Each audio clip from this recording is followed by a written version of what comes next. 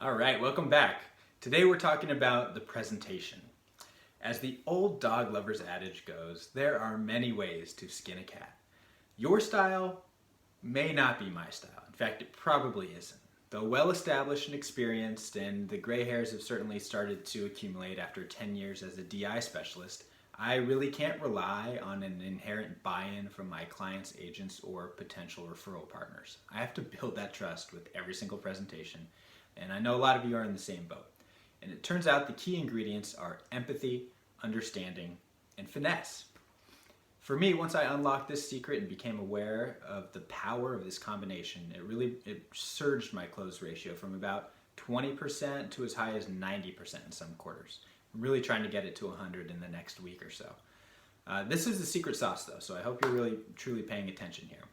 One key principle is to never, ever, under any circumstances, send an illustration via email without a thorough explanation about how you drafted the solutions that we're reviewing together. Now, those circumstances are always informed by the client's personal details from the fact finder. But for the high-level overview, just know that we are showing two plans, one option with all the riders.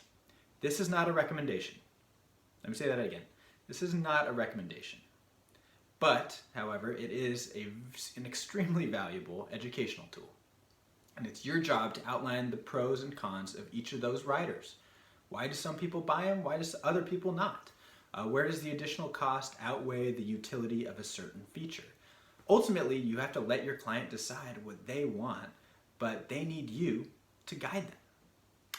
Sometimes I think of this as unselling, and most die-hard salespeople take that term at face value, but if you really think about it, and you're helping your client in a professional and enlightening manner while connecting with them by empathizing with their personal goals and illustrating that you're on the same team, is that going to lead to a sale compared to the guy who is hard selling all the riders because his ego requires maximum protection for all clients so he can sleep better at night? Yeah, maybe it's just me. Maybe I need more wrinkles. Maybe I need a fattier liver to see the truth. But for now, I'm going to call it how I see it, and that's 100% BS. Some protection is better than none, and I'll stand by that. I'll tailor any plan as necessary to ensure my client is covered in some capacity.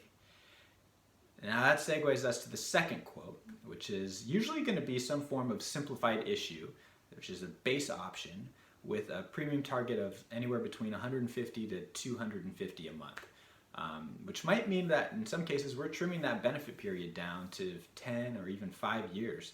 But in most cases, it's still going to stay around age 67.